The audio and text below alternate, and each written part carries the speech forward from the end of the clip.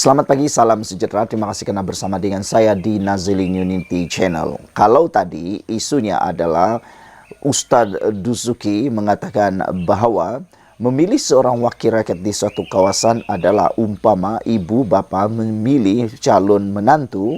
Lain pula sebenarnya yang berlaku menurut Sabudin.com. Dia kata, jadi wakil rakyat lebih kurang macam berbini dua. Yang tak mampu jangan cuba-cuba. Wow, ini luar biasa. Rupa-rupanya menjadi wakil rakyat ini bukannya senang, bukannya seperti petik jari, bukannya seperti nak mahu tiba-tiba tidur malam bangun, aku nak jadi YB. Tak seperti itu. Ianya bukan untuk dicoba-coba.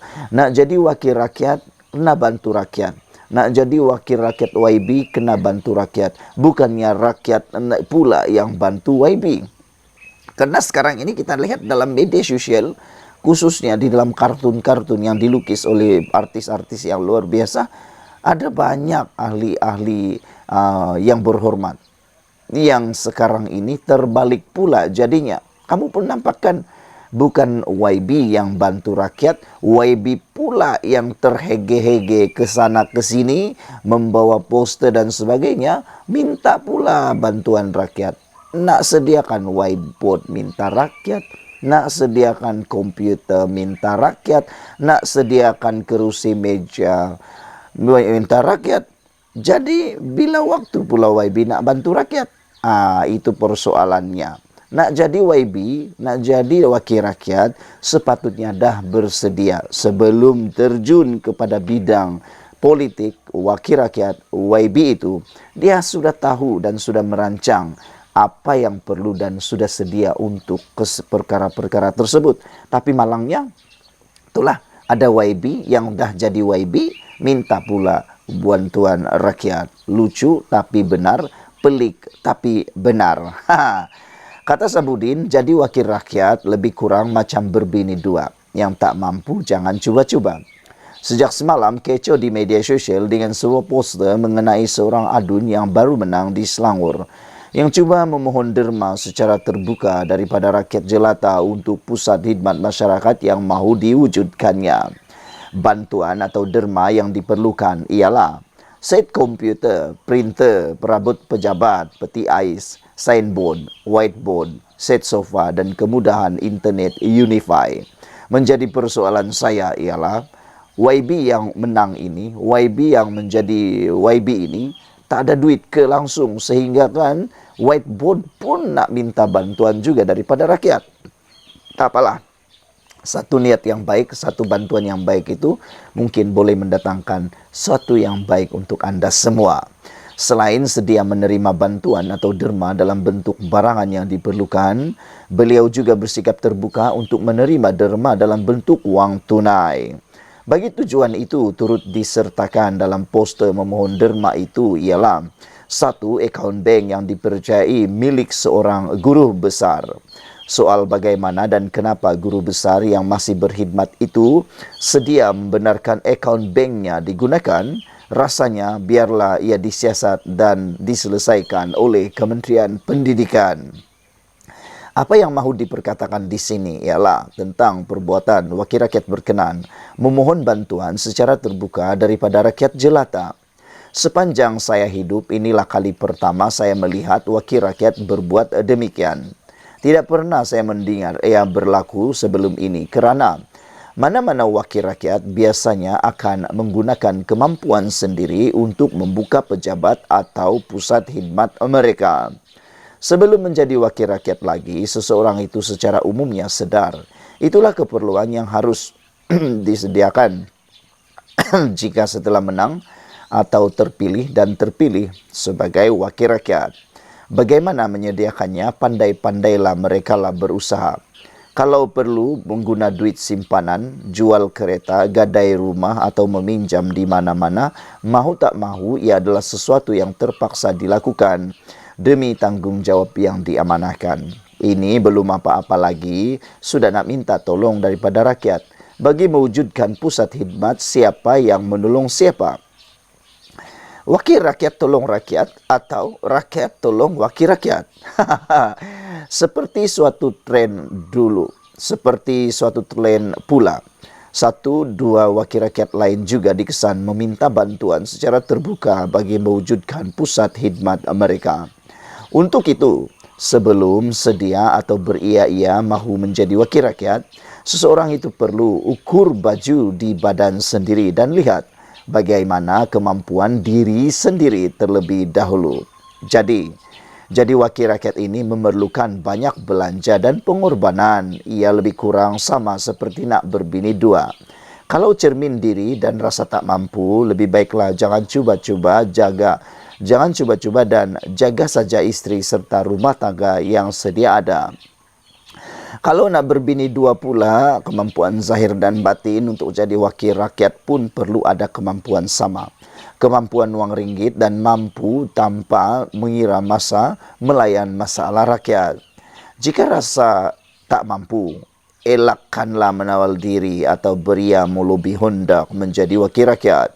Sebaliknya, lebih baik buat saja apa-apa pekerjaan yang sedia ada.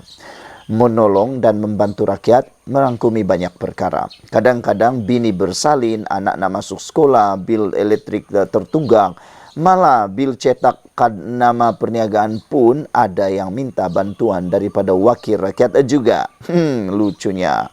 Kalau kita ni bukan jenis yang berkemampuan ditambah sedikit lagi dengan kedekut, macam-macam nak jadi, macam mana nak jadi wakil rakyat yang baik dan disukai? Karena bersaudara memang betul. Ada orang ni nak jadi wakil rakyat tapi dia kedekut. Ada orang ni yang bercita-cita nak jadi wakil rakyat tapi terbukti dia adalah seorang rakyat yang terkenal sebagai kedekut tai hidung masin. Tapi mau juga bercita-cita jadi wakil rakyat. Lebih-lebih lagi jika nak sediakan pusat khidmat pun minta tolong dengan rakyat, bagaimana pula mereka nak menolong rakyat? Sebab itu, kepada semua parti politik selepas ini, ukuran kemampuan hendaklah diambil sebelum memilih seseorang itu sebagai calon. Jangan pilih secara tangkap muat saja, nanti buat rosak, nama parti saja dibuatnya. Kalau ia pun nak minta bantuan dan pertolongan, barangkali tidak menjadi sesuatu yang janggal jika dilakukan secara tertutup dengan meminta daripada kawan-kawan, saudara mara atau ahli perniagaan yang dikenalinya untuk semua kemudahan yang diperlukannya itu. Janganlah orang kawin dua, kita pun gatal nak kawin dua juga.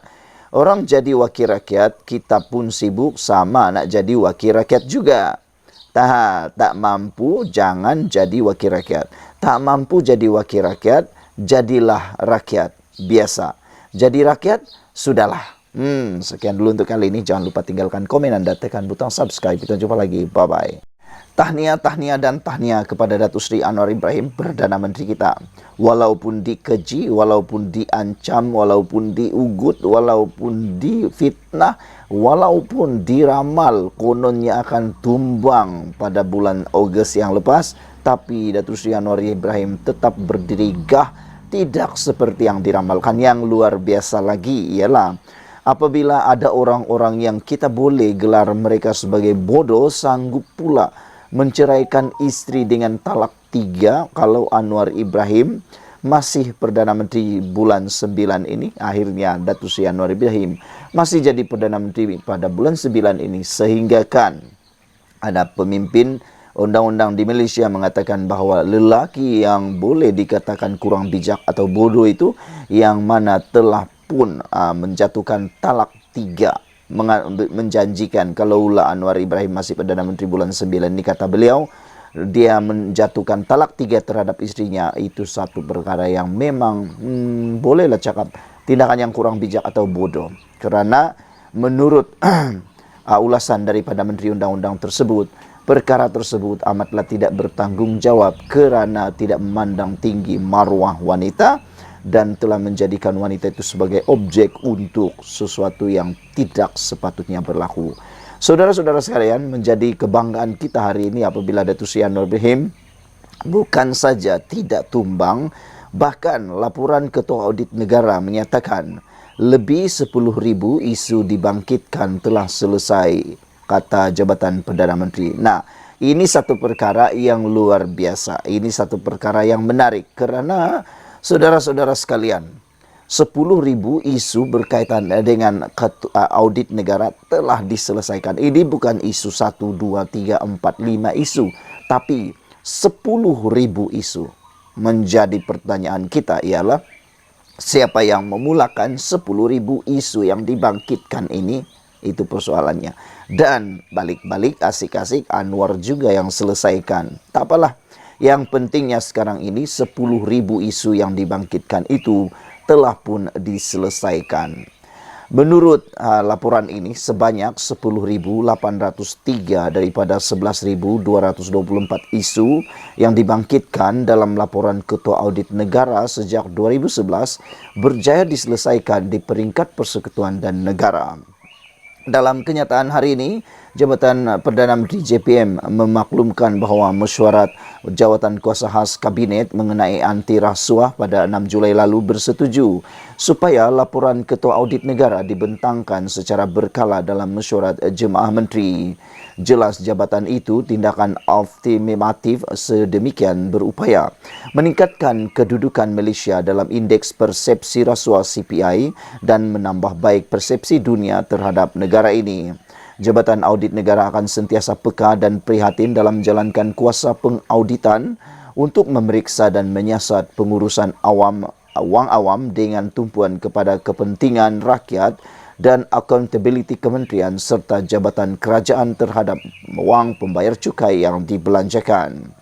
Jabatan Audit Negara akan terus menjalin kerjasama dengan semua pihak termasuk agensi awam dan badan lain yang berkaitan demi kesejahteraan rakyat dan kemakmuran negara.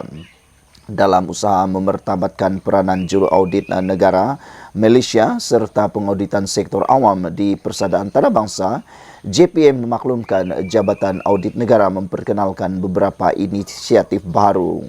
Pertama, mempelopori usaha untuk membangunkan standard pengauditan antarabangsa khusus dalam mengaudit syarikat kerajaan, kata beliau lagi.